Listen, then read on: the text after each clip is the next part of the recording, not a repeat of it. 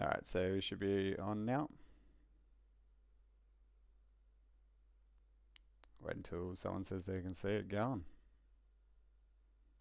Maybe it starts at 7 o'clock anyway, though. So I've clicked live, but it starts at 7. Oh, no, here we go. Should be good. Beautiful.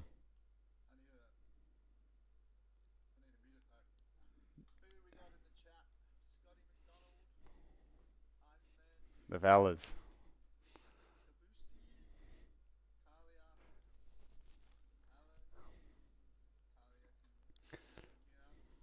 My question is, am I red? On my screen, I'm all red tinted. I don't know why.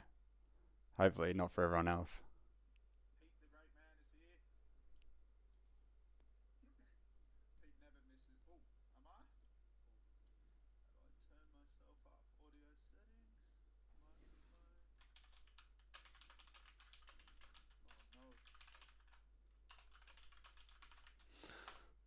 All right, we'll kick off pretty soon. I can hear your mic fine, Mitch. I'm not sure if everyone else is having trouble. Is anyone else having trouble hearing Mitch's mic? Is everyone else good? Great to be.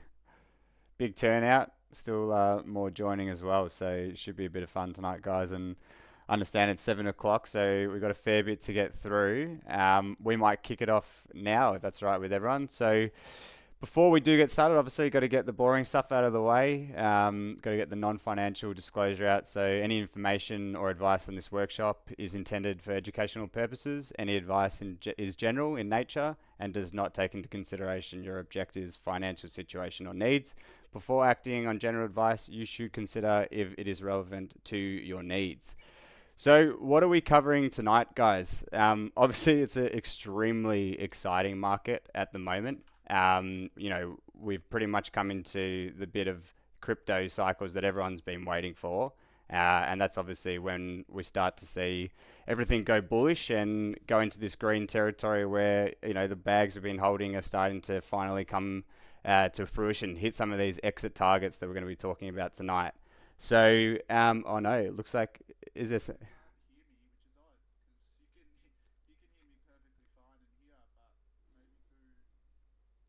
The stream, okay. Nah, I think it'll be what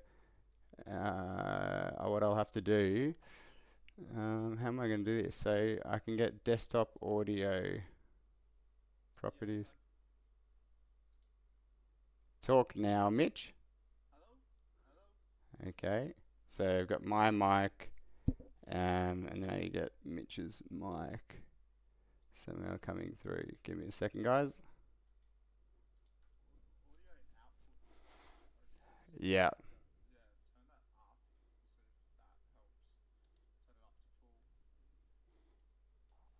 Audio capture.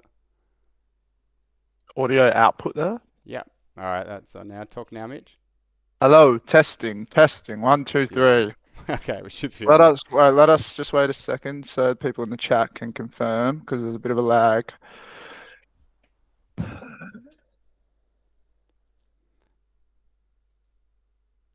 Yep, this will be on replay. Can you hear me now, Kalia? Yay, we're fixed.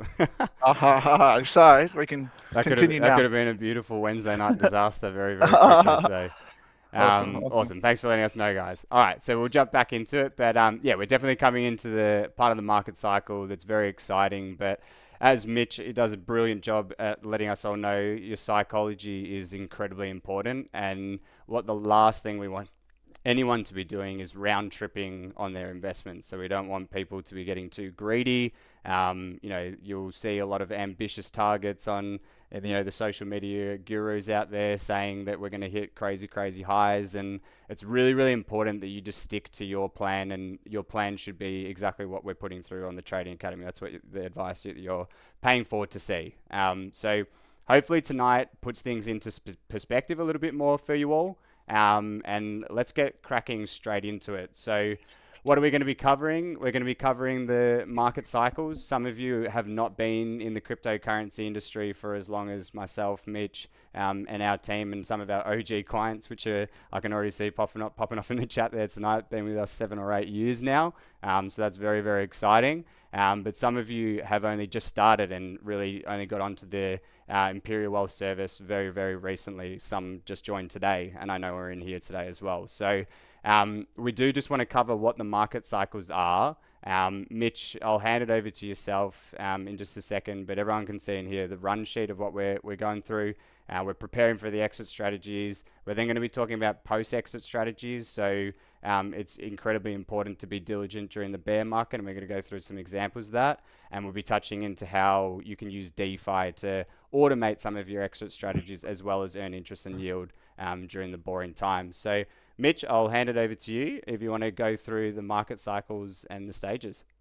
Yeah, easy. Now, yeah, just a preface on this. A lot of you probably know a lot of this, or you've been around the market a while, or yeah, been part of the trading academy. But for those that mainly don't, Bitcoin cycles and the Bitcoin market essentially works in 3 different phases. That's accumulation, expansion, and distribution. And more often than not in the past, well, definitely in the past, these have been based around the halvings, which you should all know as well. So we have this accumulation phase that's actually the blue part of these charts, where that's what we essentially consider the most important phase of the market. Contrary to popular belief, people think it's the bull market, but it's actually the bear market, which is the accumulation phase. And that's when we actually do majority of our hard work. That's when, times are a bit scarier. The market in the past has dropped, 80 to 90%, well, 80% on Bitcoin, and, altcoins are down as much as 95%, reaching lows that you would never think would come. And that's where we're actually in the Trading Academy dollar cost averaging into many of our high conviction tokens, whether it's Bitcoin, whether it's Ethereum, and a few others. The prices that you see us grab these tokens at aren't of a result of a bull market. They're a result of a bear market and sticking to our plan. And then you obviously enter the expansion phase, which is the phase that we're in now, and that's marked by the green box. So it's really important to understand the phase that you're currently in, which is the expansion phase, and that's what probably the rest of this talk is going to be about. So that's where we expect to see much higher prices, particularly with Bitcoin that we've already seen, Ethereum starting to get going, and obviously we want the altcoin market to get going, which I'll discuss very soon. And this part is super important to you because obviously majority of this talk is on profit taking and exiting the market. And then obviously you have the distribution phase. So that is the profit taking. That's when prices begin to come down. That's when majority of the market start taking profits. And then we enter a serious bear market. I know there's already going to be a lot of questions around whether that'll be the same this time around, which I'll go through in a few more slides. But yeah, for those that didn't know, that's essentially how the cycles work, how the market works, and a general kind of high time frame overview of how we approach the market using Bitcoin and using its cyclical nature. So if we just go to the next slide. Perfect. Yes, I quickly just wanted to touch base, and there'll be another slide after this, which will go into a bit more detail. And for those Trading Academy members that have had the chance to read, I think I did 2 separate research articles on the state of the Bitcoin cycle and state of the altcoin cycle. And that really looked at, are those screens gray on YouTube, or is that just me? It happens every now and then. But yeah, essentially the difference really between this cycle is quite obvious. In the past, it's obviously been driven by retail FOMO bubbles where you would get extreme amounts of expansion and then extreme amounts of distribution. You can tell by this chart, the way I've illustrated it is using parabolas where we'd get those huge surges and then you get those huge crashes. But as you can see to the right-hand side, there's been a distinct difference this time around, and that's come through institutional and corporate strategy investment into Bitcoin, which has never been there in the past. It's all been retail and whale driven. So as I've noted there, and as a lot of you should know, institutions such as MicroStrategy have managed to get over 600,000 Bitcoin to date, which is almost 3% of the entire Bitcoin supply. ETFs in a year and a half have set record-breaking numbers for any ETFs ever. This is across stock markets, this is across any financial markets. They've already accumulated 1.3 million BTC, which is 6% of the total supply. And then obviously, if you've been keeping up to date with fundamentals or even the Imperial Wealth News part of the website, we've had corporate treasuries popping up left, right, and center to kind of dedicate their balance sheet or large portions of their balance sheet to Bitcoin and accumulating Bitcoin through stock offerings, much like mimicking MicroStrategy play. Whether they're too late, who knows? Obviously, Michael Saylor's had the number one playbook since I think he started in 2020 from memory, maybe 2021. I think it was 2020. Yep. So yeah, that's essentially the difference between this cycle and prior ones. I think on the next slide I explain it a bit more. You want to go to the next slide now? Yeah. Yeah, so essentially how this cycle has been different has not only been through the fundamental factors mentioned previously, but we saw, if you remember in late 2023 into that early kind of bull market and that smallish altcoin outperformance that we had, it was actually Solana outperformance coupled with Ethereum underperformance. And what I mean by underperformance is Solana ran from about $20 to as high as, I think at the time it was about 180 or so. I can't fully remember. ETH had been trading around, whatever it was, 1,500 to 2,000, only managed to reach 4,000, which is actually happening for the third time this cycle.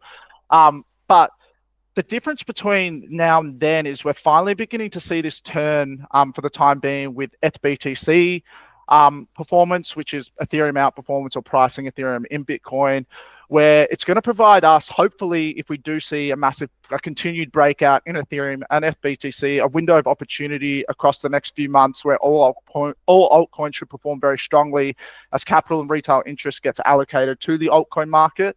And if you're part of the Trading Academy, you should have, like I've been drilling this for months and months, even since those April kind of tariff lows, that we can have different tokens outperform Hyperliquid, Solana, whatever it is. But really, the key to an altcoin market is Ethereum outperformance, as noted. In prior, even with huge tokens like Hyperliquid, we can use as an example.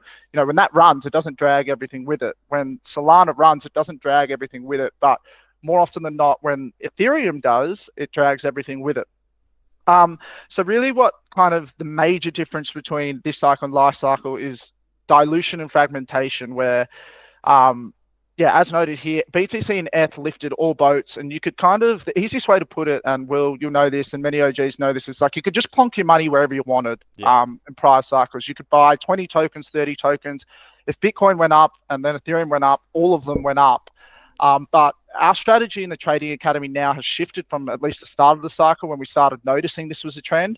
And rather than spreading ourselves thin across 15 to 20 to 30 to 40 to 50 tokens, we decided to just keep 10 to 15 tokens that we thought had high conviction and could outperform the rest of the market. Rather than spreading ourselves thin and, not making as much money. So this is why we've kind of taken that holistic approach. And really, with the market chopping, and we'll be talking on this later, but a lot of us, I know a lot of you kind of sit on your hands, and even at times like the last few weeks, I'd say, when Ethereum has stalled a little bit, Bitcoin's been chopping between, I'd say, 115 and 123K, is we've seen underperformance from altcoins, and we've had huge prolonged periods of this throughout the entire cycle. But a lot of us either use perpetual futures trading, where we'll intraday trade, we'll also hedge against our spot shorting positions, and then obviously a lot of others use mining or they use DeFi, so on and so forth. So I'll tap on the DeFi side towards the end of this presentation, but as Mitch said there, it's such an important aspect of your strategy. Of course, if you're new to Imperial Wealth or you're new to Mining Store, if you've come in on the mining side, then maybe you haven't tapped into the Trading Academy yet and the strategies that we're talking about here.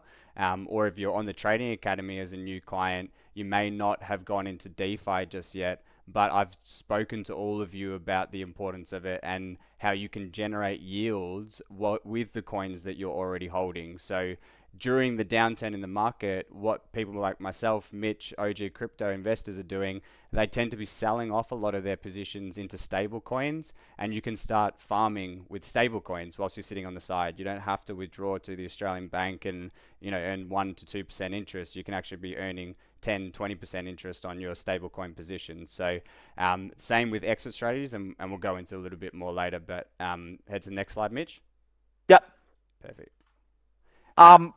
So yeah, this is kind of getting to the nitty gritty of it and the explanations behind alt seasons, and just tapping on really what I've just spoken about periods of Solana outperformance, but really mainly the theme of this cycle being Bitcoin performance, and that's in this chart, which is Bitcoin dominance, which measures the total percentage of the cryptocurrency market cap that is measured in Bitcoin. So we saw it go from the lows of this cycle from 38% and to a recent high of 66%. And obviously that's because of the fundamentals that I've explained prior. In prior cycles, you didn't have the US government proposing a Bitcoin strategic reserve. You didn't have BlackRock and all the largest hedge funds on the globe buying over 1 million in Bitcoin in a year and a half. You didn't have these marginal buyers that were present in the prior market. You only had retail. That's why we saw those parabolas that I showed before, the huge crashes. That's why you've seen the Bitcoin chart passively just head up and up and up and up and up. And that pretty much mirrors Bitcoin dominance, right? So this is the key, and I'll show you FBTC in a second, but this is really the key to our altcoin outperformance.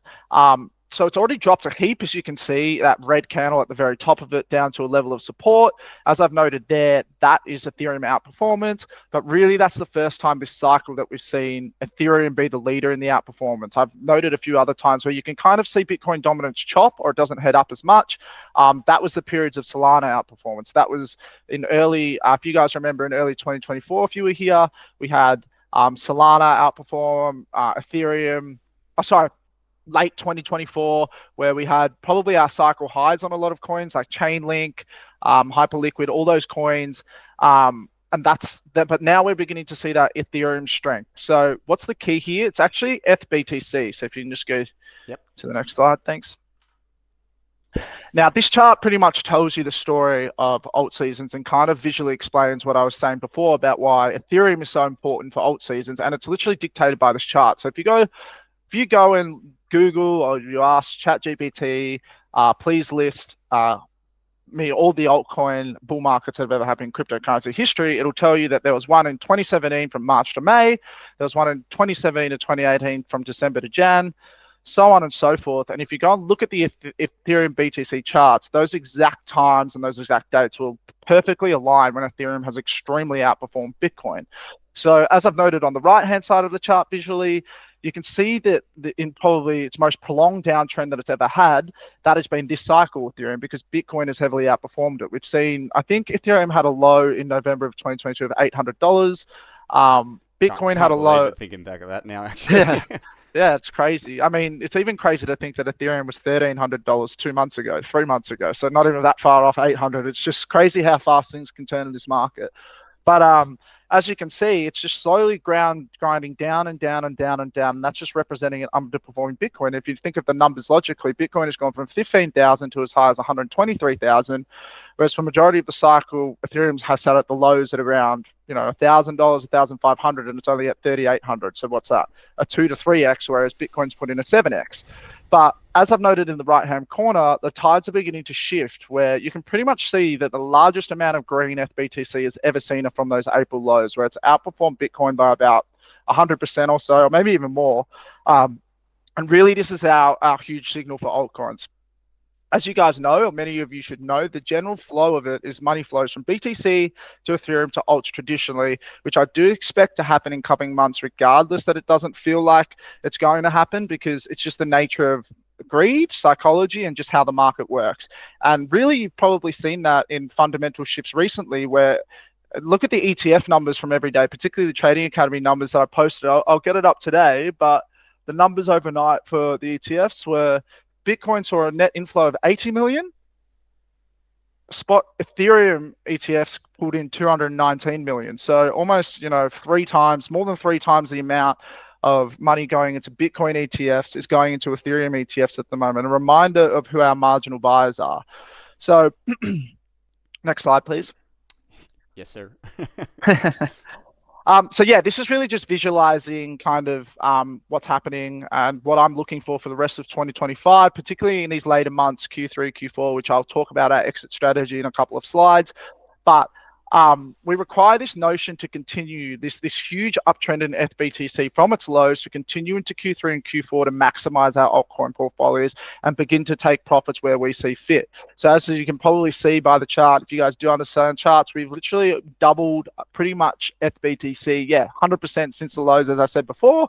We're really climbing above technical levels, and really I see ETH/BTC going to as high as 0.04, 0.05. For those that don't know what ETH/BTC, it's simply pricing Ethereum in Bitcoin. So 0.03 Bitcoin will get you an Ethereum token. It's really just to measure performance of Ethereum against Bitcoin. And really, I expect this chart to continue in an upwards trend, particularly if the marginal buyers and institutional bid continue their favorability for Ethereum, just as they did for Bitcoin for the rest of the cycle, and why Bitcoin outperformed Ethereum, so on and so forth. And as a result, if you can go to the next slide, we should be beginning to see the ETH/USD chart begin to, in line with the ETH/BTC chart, head upwards as well. Now, the only situation this won't happen is if, I guess, Bitcoin begins, absolutely dumping into oblivion and ETH dumps less, because that'll still make ETH/BTC go up, right? And in any case, matching it with this chart, essentially you can look at, like, if I expect 0.04 ETH/BTC, I'm expecting a breakout of Ethereum at the 4,000 USD mark. Now, I think I remember telling you guys, and Will said it a lot in his social media posts, but we essentially said, we understand technical analysis and resistance levels, and we said, once 2,800 breaks, it's just going to fly. If you look at that weekly candle, you can actually see the weekly candle where we went above 2,800, and in one weekly candle, we shot up to 3,600. A lot of alts followed, so on and so forth. And really, this is the key to our altcoin market. So if ETH breaks out of 4,000 USD, as I've visualized on the chart, I've kind of put a green box there to end out 2025 marginally into 2026. But you've already seen what I've shown you. When Ethereum does go on these huge runs, it breaks price cycle all-time highs. ETH/BTC extremely goes up. I've already shown you the exact times when the alt seasons happen. So really, it's as simple as we're expecting ETH to finally break out of huge resistance, given the fundamental and utility backing it has now. And then once that happens, we should see the ETH/USD chart break out, and we should be able to see an alt season for the rest of our altcoins. Perfect. And just to recap that for everyone, when you look at the Ethereum chart on its own and you're looking at that big green box there and you're kind of going, well, how high can it go? What we're saying is we're going to be using the ETH, BTC and Bitcoin dominance to determine, how far we are into, how it can go, right? You're not looking at just at the Ethereum chart and setting a target of 6K, 10K, etc. Using other metrics to determine as a market as a whole compared to previous cycles, where are we pushing to and how much further can we get? So Mitch will communicate that out. Mitch, you're about to tap on the individual tokens? Yeah. Well, hang on, mine's just lagging a bit. So, of course, as I say, right now, I'm not saying 100% that ETH/BTC outperformance is going to continue, and thus ETH/USD outperformance will continue. So on and so forth. There's no given in this market ever. This market loves to catch a majority of people offside. But these are the potential things to consider moving forward into Q3 and Q4. So whilst institutional buying has been monumental for Bitcoin and now Ethereum, and really our industry as a whole, right? Because it's matured. I think we've got, in the media these days, given the President of the United States endorses it, BlackRock and Larry Fink endorse it, Cathie Wood and ARK Invest endorse, so on and so forth. There's always a chance, given those large backers and those marginal buyers, that the current iteration of the market continues, which is Bitcoin and ETH outperformance, where alts lag, which is what you're seeing now still, and get washed in each pullback. So if this is becoming glaringly obvious to us, I do want to say that there could come a time where we might decide that that's the way to go. And for us to maximize, profits across cycles, it's that we're going to be we might be consolidating our holdings rather than 10 to 15 different high conviction investments. We might be putting majority of it into Ethereum and then into a select couple of other high conviction tokens. So it might be Hyperliquid and Solana as examples. And so I just want to briefly explain why this would be the case versus price cycles. When you're in a speculative asset class, people don't know anything. We don't know what technology is going to work. We don't know what real world adoption is going to have for each type of blockchain. I can go back to last cycle and, Polkadot is one example I think you and I talked about, Will, the other day, which the Trading Academy members made a great amount of money on last cycle. But interoperability at the time was some huge technology that everyone thought was going to change blockchain, going to change the world, so on and so forth. And then people just found out about bridges and all this other stuff, and it almost became obsolete. Yeah, it literally just became obsolete. And a lot of those, DOT used to, and it's still a top 20 token, I believe, but DOT used to be top 10, so on and so forth. That's just a small example. But if that is the case and people are becoming far more aware that Bitcoin and Ethereum are the only two technologies that are worthwhile investing, given the marginal buyers that are backing it rather than retail coming, then people are only going to allocate funds to those assets, and so will we. We're not going to go against that notion, and just blindly keep investing in other speculative altcoins when, name of the game is in Bitcoin, Ethereum, and maybe Hyperliquid and Solana are two examples I've done there, which could outlast, a lot of other altcoin tokens because they have institutional backing too, but they actually got real world adoption and businesses behind them. Obviously, a question that a lot of you are going to ask, and that you have asked me before, is like, will BTC cycles cease to exist beyond the prior cycle? Given the real possibility of its stature in the world and what I've spoken about, so not only are there institutions and corporate treasuries, but real nation state adoptions, and many countries are beginning to come to the table. America is obviously leading the way with Trump. Australia is certainly not. Hopefully one day we do, but I think we just like to copy what the UK does, and the UK is horrible with crypto as well.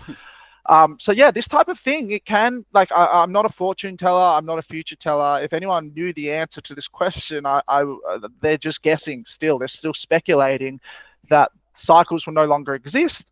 But it is a real possibility, I will say that. And which way do I lean? I still lean that there's going to be cycles to answer anyone that did have that question. But the main point being that we're not going to see 80% pullbacks anymore in Bitcoin in particular. We may, but I'm leaning that way that we don't. And if you have been in this market for at least longer than 6 months, even this cycle, you've noticed even from the start of the cycle before we had the real institutional adoption that the pullbacks are way more shallow. Why is this? It's so easily explainable, because every time price drops, the ETFs and the institutions and the corporate strategies are just passively bidding billions and billions every week. So price refuses to budge most of the time. And you kind of seen that with Bitcoin last week. For those that were following the news, obviously my members in the Trading Academy were following it, but we had a marginal seller sell $9 billion of Bitcoin across 24 hours. If you were here last year, the market used to freak out and sell off 10 to 20% on the thought that Germany was going to sell 3 billion.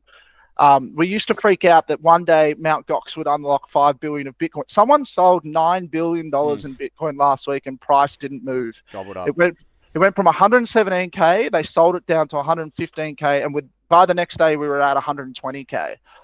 Just to give you kind of a very real example of just how much demand there is and how much different this cycle is with pullbacks, so on and so forth. On that note, and what we kind of spoke about before we jumped on live, Mitch, is really what your strategy is, whether it be through the Trading Academy or you're a Bitcoin miner, is we're trying to stack as much Bitcoin as possible. That's really what we believe in long term. And the reason that we invest into these altcoins is because we want to take an edge on the market. There is more money to be made in the altcoins if you can get into the right ones and get out of them at the right time.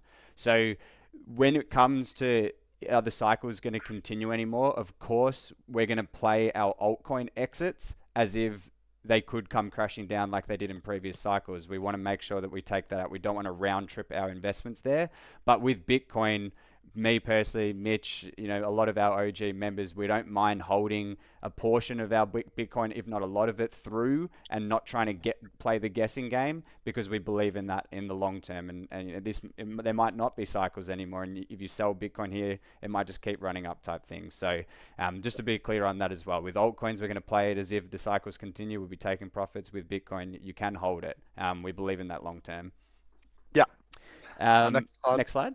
Yes, please. All right. So now getting to the meaty part, exit strategy and price targets. I want to preface this by saying, like, a lot of you ask me for specific price targets on each coin, and really that's not the way that I approach the market. Whilst we can have outliers that will perform strongly in different periods and profits should be taken, for the majority of them it's done cyclically and probably most likely all at once.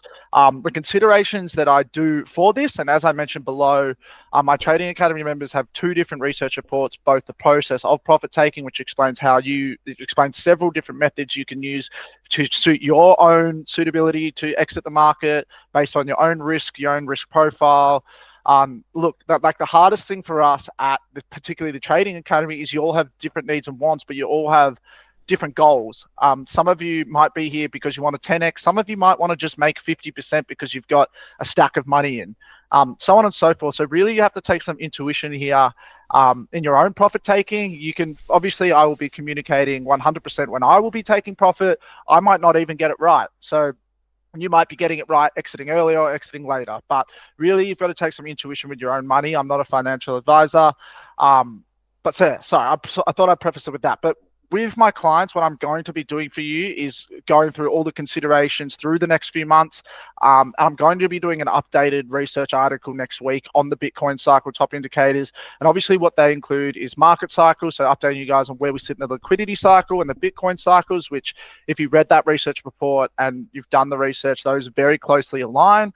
Cycle top indicators, so on-chain metrics, indicators, which there's I think 5 of them in that research report that I refer to, aligning these signals, and then a graduate exit instead of picking the top. This is a really important thing. Everyone thinks that we can pick the top and we can pick the bottom. There isn't a single trader on, like, I've been in this for years. I know many, there isn't a single trader on earth that can A, pick the top, and B, pick the bottom.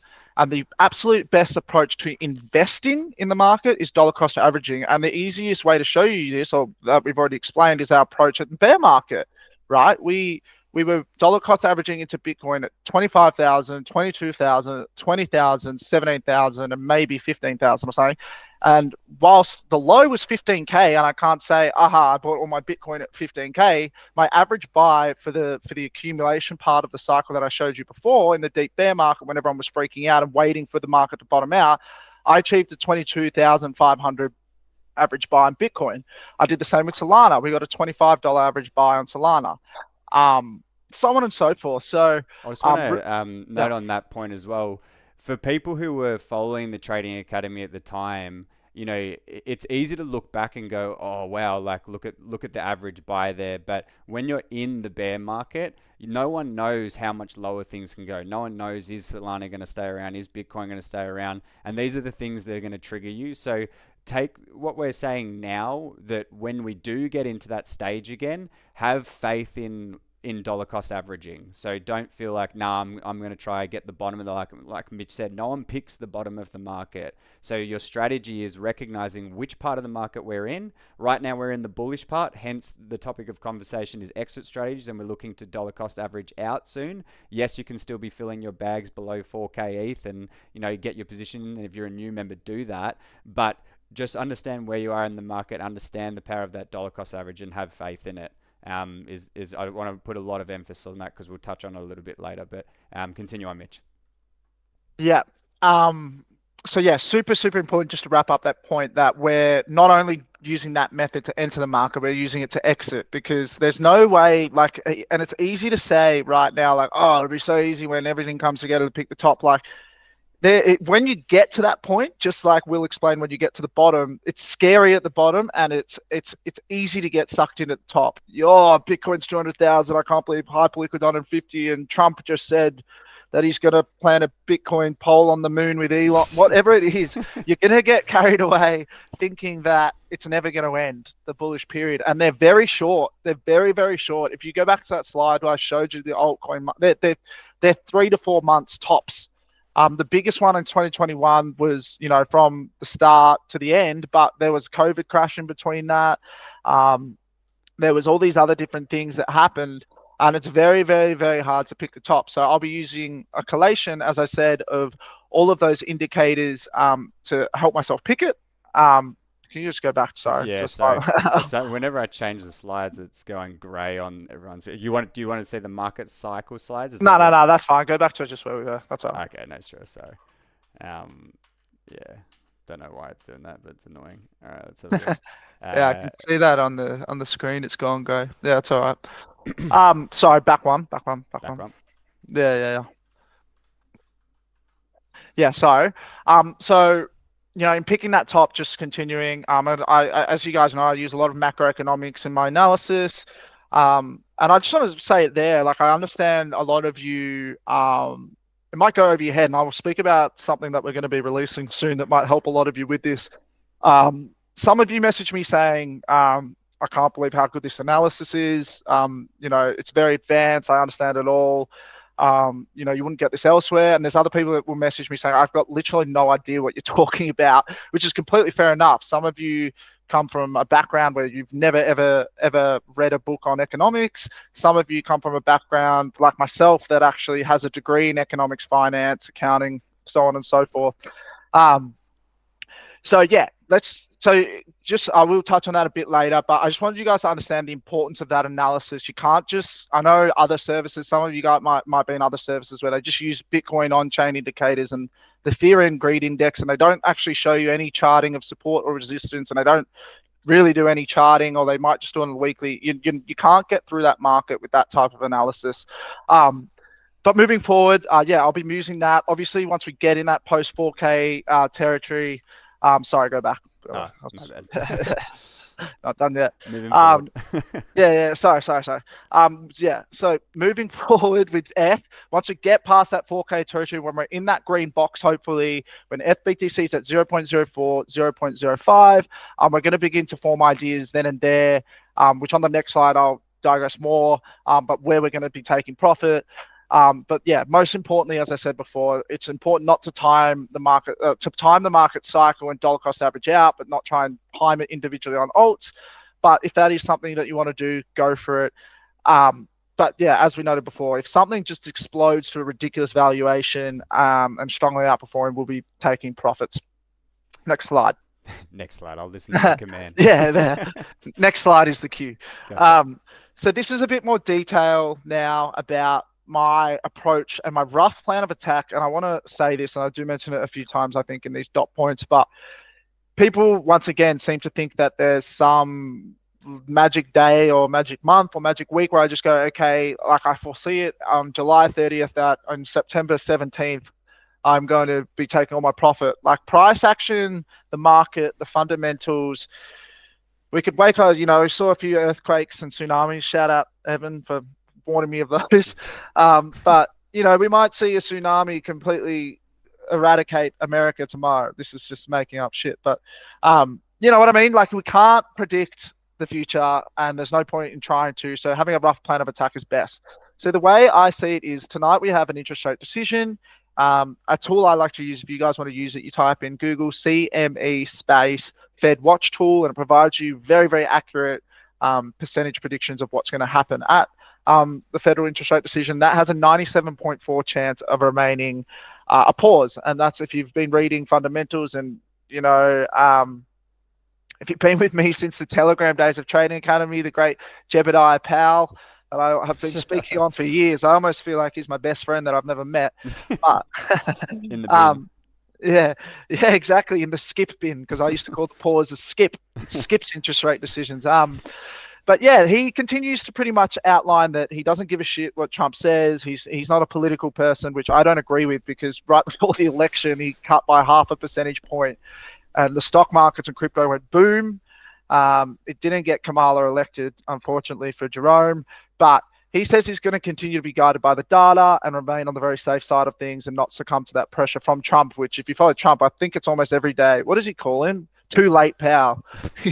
Carly has probably seen him say it, but too late, pal, to Trump. He's too late in cutting rates. And, you know, Trump says he needs to cut them by 2 percentage points at once and all this ridiculous crap. But as a result, that means that it's more likely that we get the rate cut in September, which is using that FedWatch tools out about a 65% chance now. If you look to further months where there's further decisions, they're even higher. So we're going to get a rate cut at some point, but it's really going to be the price action. And I've said this a few times in my market updates in the Discord to my members that it's going to be the price action after tonight's decision and leading into early August, which is usually historically seasonality a really bad month. And the thing is that that'll base my thoughts around where I think it's going to be appropriate for when profit taking is going to happen. It's plain and simple. So it's that simple. So if we see Ethereum, for instance, fly next week to $4,000, and then within halfway through August, it's at new all-time highs of $6,000, Hyperliquid's this, Solana's that, you know, so on and so forth. Well, then we're going to really consider taking profits. And we'll be dollar cost averaging out. And you might say, well, why would you do that if there's a rate cut in September? Like, I'm not talking about selling off all of our positions. You've got to remember what dollar cost averaging out is. It's the same as dollar cost averaging in. For Ethereum, for Bitcoin, we did 5 separate buys. It might be that for our tokens that we do 5 separate sells. There's no harm in this market of taking profit. And let me tell you that 99% of people round trip their gains, which a lot of us have probably done this cycle already on some tokens. I definitely have. There's no shying away from that. Everyone does it in this market, but you need to ensure that by the end of it, you've taken profit. And I think just like an important note on that as well, like as Mitch say, everyone joins our trading academy at different times as well. So you're all going to have different entries and you're all going to have different objectives. Some of you, the 20% gain is amazing. Some of you're looking for 400% gain. It just really depends what you're looking for. So if we're not taking profits and you're saying, I'm happy with that profit, you can still take profits off the table. Like, don't be shy to do that. Everyone has different entries and exits, okay? So ours is an absolute guideline. It makes a lot of sense to us given where we entered in a lot of positions. But if you're happy with where you get to, feel free to take some profits. Yeah, exactly right. And then on the opposite, right? So if we continue to say chop like we are now, Ethereum kind of stalls before 4K. We had a huge amount of limit selling for the 4th time in a row at 4K. We don't quite reach all-time highs in the next few weeks. August, as usual, begins to be the stalling month. Then I'm going to hold off on taking profit, right? And I'm going to then wait for the rate cut, which is the complete different story. So when you guys ask me, like, when are you taking profit? It really, really depends on a certain number of price action, which is technical analysis, and then a number of key fundamental events that can dictate that price action. So that's for Q3.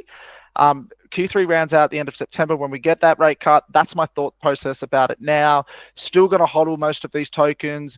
I will add that, even though we will add to certain high convictions, it might be that in the really bullish period of expansion where things really ramp up, you can actually begin to add tokens there. We're not going to just sit on our hands. There might be new things coming out that we want to take advantage of, so on and so forth. So for Q4, which is more so dictated around if we do continue to chop in Q3, cyclically, October and November, as a lot of you should know, is our cycle top. So I won't get you to go back to that chart, but don't be too long, mate. yeah, if you use the kind of exact dating and you use the exact, like price cycles, which have always been kind of cyclical in nature with the liquidity cycles, so on and so forth, it's that it should top out in October, November this year, if you're measuring the dates from the halving. Now, this is, and then once again, this is despite there obviously being that kind of psyop in your mind about there being a lot of headwinds, because you're going to be thinking if we get to October, November, and Bitcoin is at a ridiculous valuation, 250,000, 150, whatever it is, you're going to start those thoughts are, it's just going to go to 1 million. Like I remember, like you'll remember from last cycle when we're at 60,000, 100,000 was the magic number, wasn't it? It was like everyone was waiting for it. Yeah, no one could fathom that it would stop at 69,000. It was 100,000, and it's just and I remember last cycle as well. There's no more cycles. Like, it's just we've finally broken through. It's finally the asset we all knew it was. Like, it's just gonna go up forever from here. And little did we know it went from 69,000 to 15,000 within 8 months, whatever it was. So I'll be still keeping an eye on this time period as a cycle top through what I showed you before, those considerations. So I'm talking about on-chain indicators such as the MVRVZ score, pi cycle top indicator. There's a number of things that I've shown in those research reports that we can look to, and looking to take profit in these months. Once again, this isn't selling everything. It might be taking 20% here, 30% here. It might be on one token I'll take 100% and another one I'll add. Like, you know what I mean? It's not, it's not about that. So, yeah, I'll be keeping an eye on these. And of course, as I said, it depends on price action, and there's no just guarantee that we'll even be topping out there, because we might be dumping. We might be at 100,000 Bitcoin, and there's not even any talk of it being the top, because the top was a few months ago, but we might re-rally to new highs in early 2026. So yeah, my thoughts are for Q4, if we have that bullish rate cut in September and fireworks were yet to occur, then the months of October and November should be pretty handsome for profit taking, because a lot of stuff won't be priced in yet. And I'll be dollar cost averaging out on a number of tokens. I will add, as I said, I won't be taking everything off the table. I definitely think, because it could be that the cycles no longer exist, that this will extend into 2026 based on the fundamentals at the time, based on the interest rate decision, based on new Bitcoin and Ethereum fundamentals. And once again, we really just need to take this a week at a time at the moment. But really, my main profit-taking exit strategy will be between October 2025 and March 2026 for this cycle, before, once again, that the most important part comes, the accumulation phase, before we reset and go again. Yeah, really perfectly well said. It's probably one of the more beginner crypto investor frustrations that we tend to see come through the trading academy. People want to know what's the exit target, and Mitch has perfectly said it there. It's not as simple as just putting a target, and honestly, having a target is the complete wrong thing to do, because it just completely skews your psychology on when the actual best time to take an action is. It can make you completely overshoot something or completely undershoot something. So we will always be sending an email out if we're taking profits on any of our positions, so you'll get email notifications even if you're not so busy in the Discord. Just stay vigilant, and obviously just stay discipline as well, and don't try to make those projections and whatnot. Just wait for the analysis to come through as we're seeing it. Next slide, Mitch. Yeah. Yeah. All right. So hopefully that gives everyone a little bit more of perspective on where things are, whether you're new to the Trading Academy or you're new to crypto in general. You now have a bit more of an understanding of market cycles, a bit more understanding of where we're up to in that cycle, and the indicators that I've got to go back to that thing because everyone's going to lose it. It's going to go again. And yeah, a bit more understanding of what we're going to be looking at when we're making decisions on making these exits, and the time frames as well. Basically, something that I've kind of reiterated through here is it's so important to understand that once you do exit, you're not exiting crypto. A lot of people have this false mentality that they're coming into the crypto market because, they want to set up their positions now and then they want to get out at the top. And it's just such an unrealistic way of doing things. And it's not how we've generated wealth in crypto. We've generated wealth in crypto from being in what we call the trenches during the worst times. Like there's times during the bear market, and I was laughing with Mitch about it before, we would like come into the office and, a Bitcoin had dumped, a further 30,000 down to 20,000, and like we don't even want to talk to each other. You know what I mean? Like it is really hard to stay involved during those times, but those times are also the most important to be very on top of everything and actually making sure that you are sticking to the plan, dollar cost averaging as things come down, not trying to pick the bottom for one entry with your whole bag to re-enter into the market. Okay, that's not how it works. So again, we'll be giving you direction, but it's on you to mentally prepare yourself for A, the exit now, and then B, to have that strength and psychology and faith in the system that we're providing, that when we're dollar cost averaging back into things, we might not pick it at the very bottom and things may go down further from there, but we're getting that position built over time because we understand the cycles as it's coming through. Okay, so we just really wanted to put an emphasis on that, and we'll be talking about it more as time goes on. Mitch, I think you've covered the examples of Bitcoin. Yeah, I have. I did just want to touch on that. Obviously, as I've been relaying to, I think I've only really relayed to Trading Academy members, but this is for everyone IW-wide, is the last few months I've been preparing an investing course. And as I kind of mentioned before, given the type of analysis I provide for you guys, I studied it. I've been doing this for 10 years. I know the charts and the markets inside out. I understand monetary policy. I understand liquidity cycles. I understand almost everything that dictates a bear market, dictates a bull market, dictates price action day to day. And really what I was finding is a lot of you were coming to a market that required this knowledge and you didn't have it.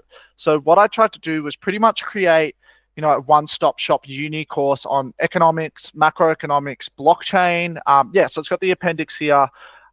So things like GDP, inflation, employment, so foundation of markets and economics, central banks, so policy tools, so periods of quantitative easing, quantitative tightening, interest rates, impact on crypto, market structures, and then the crypto. And mind you, when I'm teaching you all of this in the course, I'm always relating it back to crypto. I'm not just telling you what QE is or what QT is or what GDP is or what business cycles are, what liquidity. I'm always relating it back to crypto, so you're learning about it, and then you're understanding how it relates back to your cryptocurrency investments. So it's got a number of crypto specific concepts too that might help you guys understand, the actual stuff you're investing in. So, consensus, Bitcoin's proof of work, Ethereum used to be, it went to proof of stake, what are smart contracts, scaling, cryptography, what are DEXs, what are SEXs. Sounds a little naughty saying that out loud. DeFi, so I go into very, marginal DeFi. Obviously, we've got a whole DeFi course dedicated to that, but I go through the very basics of that so you can at least get a taste for it, and maybe it's something you're interested in. If you just scroll down, portfolio construction, how to risk budget, long-term, ignoring the noise, what Will just talked about, buy bottoms, sell tops. And then obviously a lot of my market analysis intraday and even in the weekly market updates, it has a lot of technical analysis because that's how I view the market and that's how majority of people should. So really, this isn't advanced technical analysis. It's teaching you what is support and resistance. It's teaching you what a trend is. How does volume, impact price? On-chain stuff. So I even run through everything that you can go through to identify whether a blockchain is good or not. So active addresses, what are the whales doing? Or for any proof of work, the hash rate, things like that. And then, correlating different charts. So if you're part of the Trading Academy, you always know that I always start it with the DXY and with the stock markets because we're heavily correlated to both of those markets now. So I detailed that exact updates for you guys as well.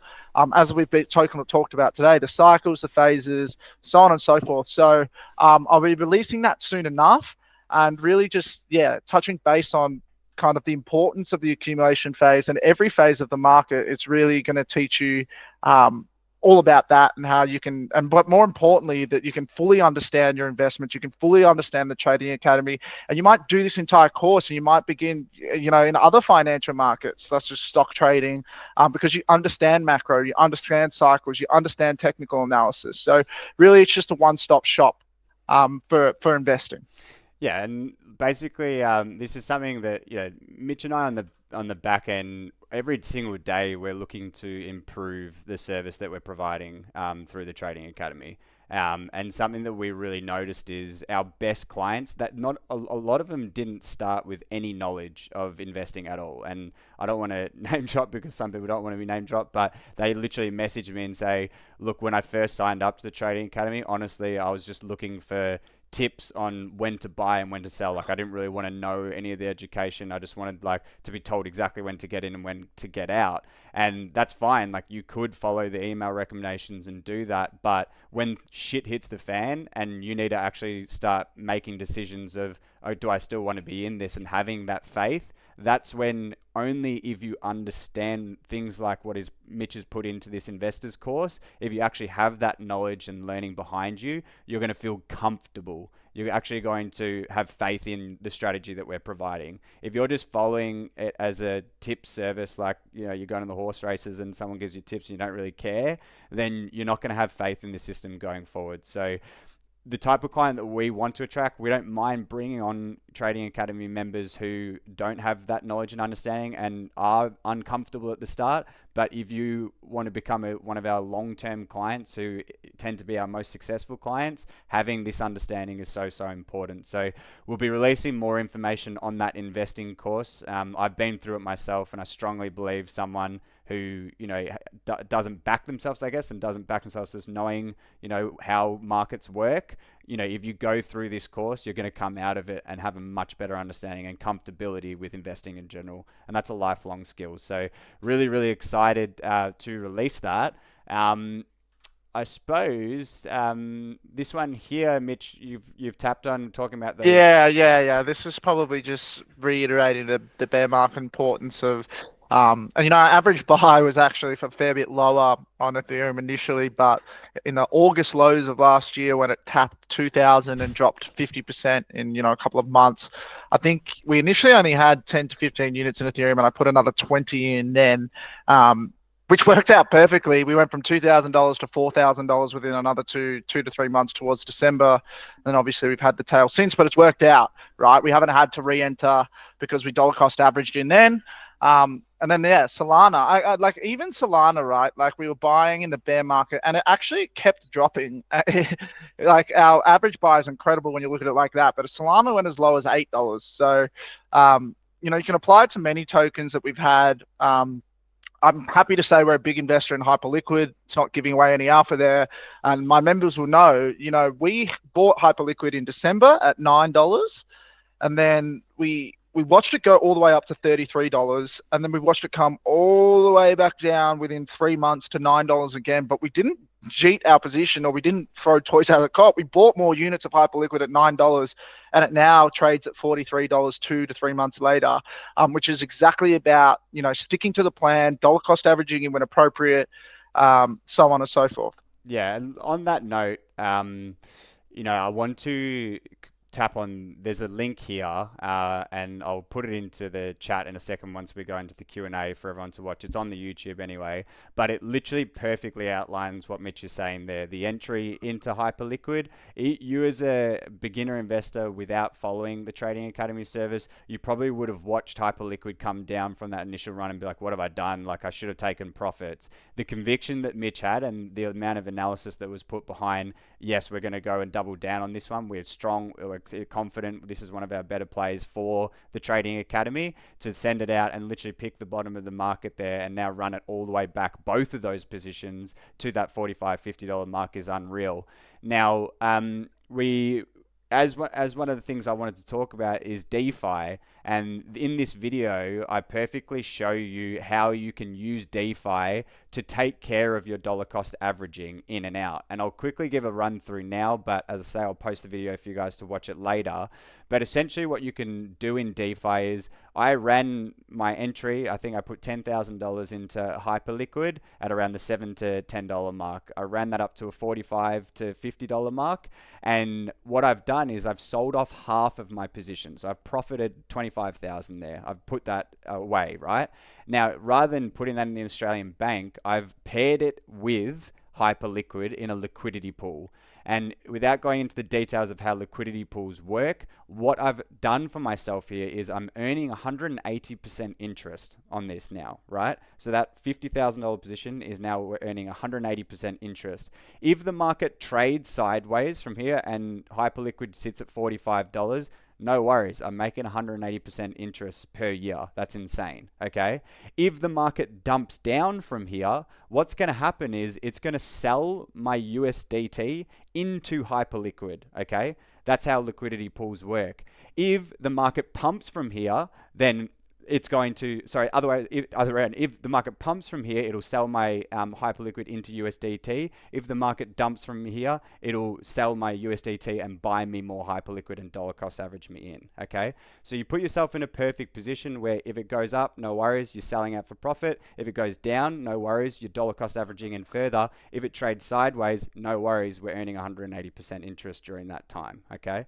So go ahead and watch that video. It really outlines everything trading. It shows you the pool that I'm in. It shows you from getting into it to getting out of it. It's a really important part that if you're just following the Trading Academy, this is what you need to be doing and how you can be using DeFi to automate your entry and exits into the market.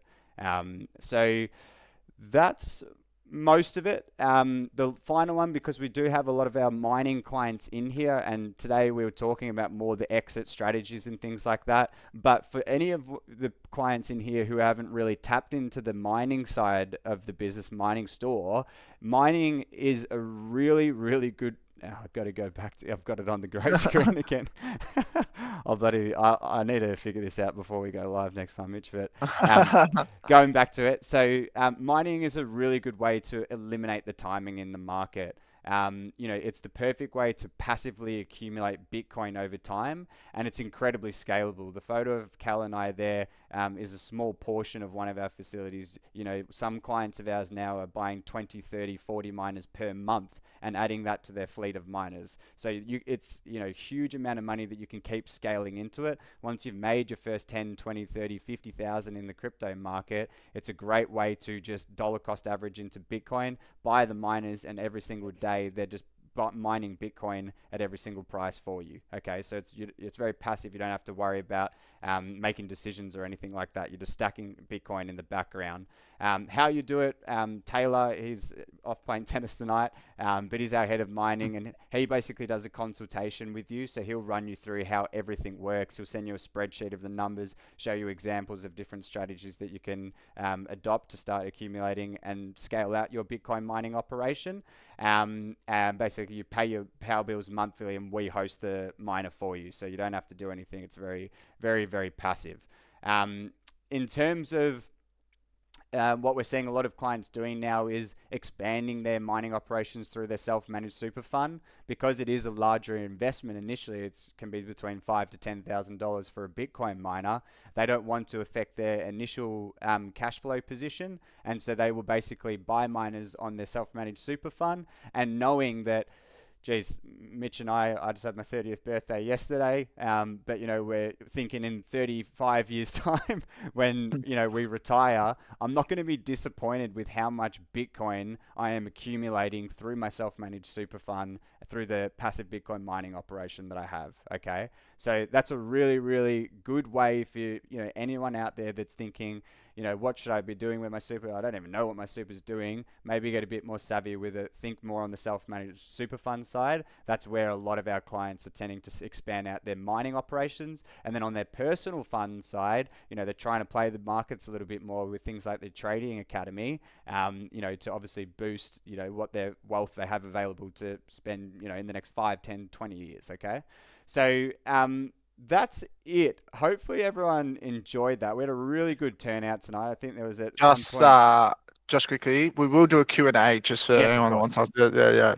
Sorry, keep going. That's it for the presentation. And start popping in your questions into the chat. Thanks heaps for everyone, for obviously going through. It's hard to find a time. We'd love to do it during the day, but 7 o'clock at night usually tends to be the best time to do it. This will be recorded and uploaded for everyone to go and watch again later. So there's obviously a lot of information rich. We'll be discussing it in the Discord as well.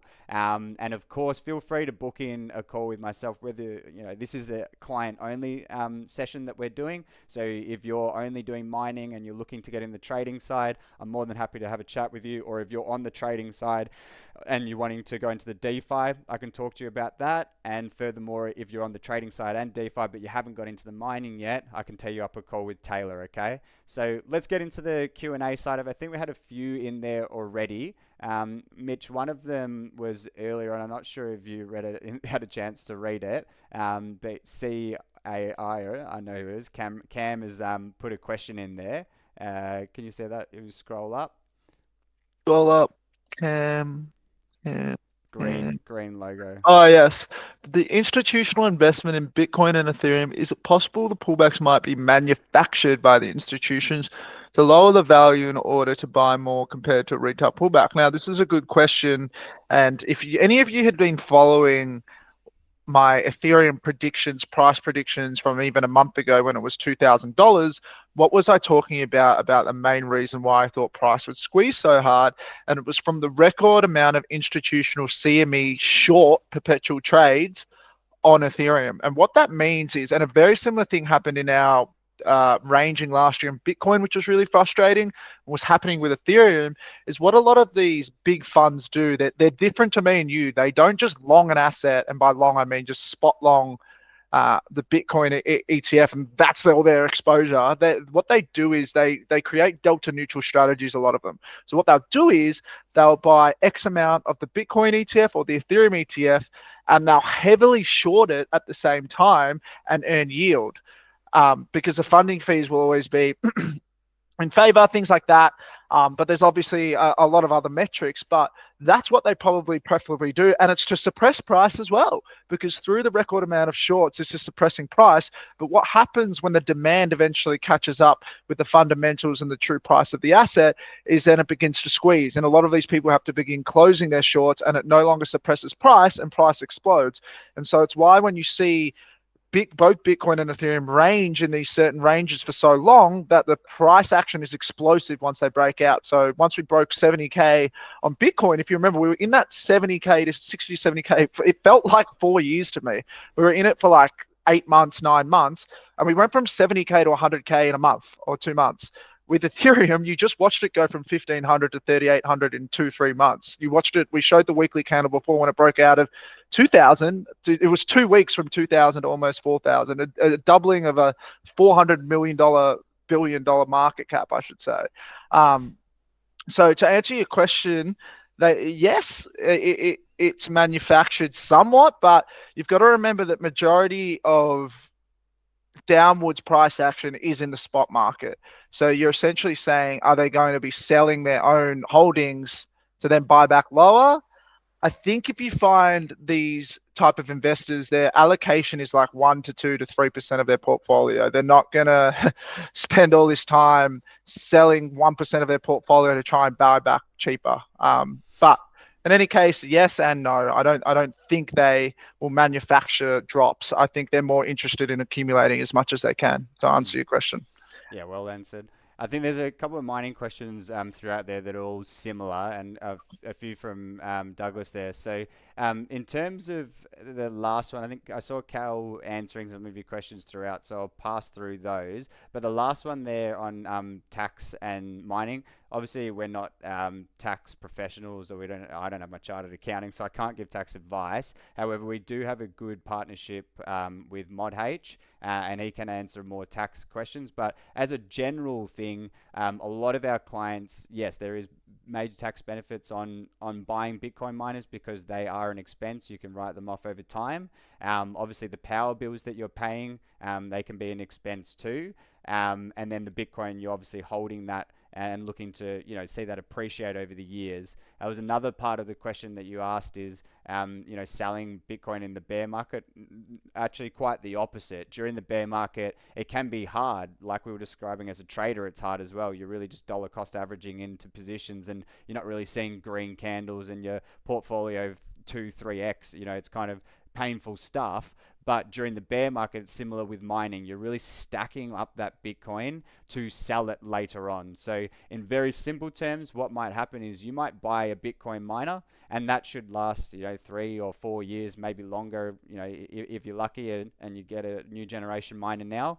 And basically, the Bitcoin that you're mining today, you're never selling it today. So you're holding that, and then in 3-4 years' time, when we're in the next cycle's peak bull market, maybe Bitcoin's sitting at $500,000 next cycle, however it might be. Maybe it's this cycle we see it, who knows?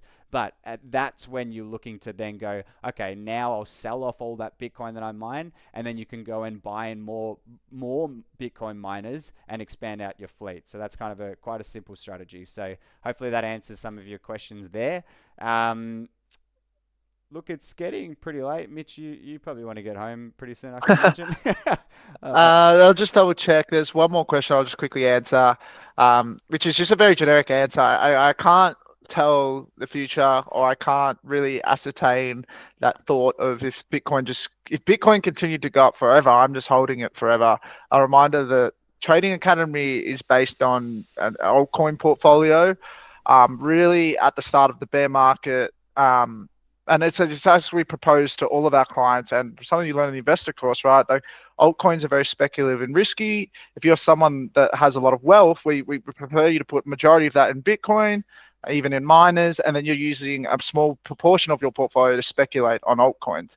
So if Bitcoin was to continue to 2026 or 2027, I can't answer that question. I'd just be holding it, number one. And with altcoins, I guess it's a new paradigm. And we just the same as I kind of said, even I don't know what I'm going to be doing in 2 months. I don't know what I'm going to be doing in 3 years, but we can have a rough approach and we'll take it week by week, I guess. So, Awesome. alrighty. All right. Well, thanks so much, everyone, for joining. Obviously means a lot to us, and hopefully you're all enjoying it. It's a great time of the market. We'll finish up there. We'll be posting the recording after, and obviously be chatting about it in the Discord. So, everyone have a good evening, and we'll be back very soon.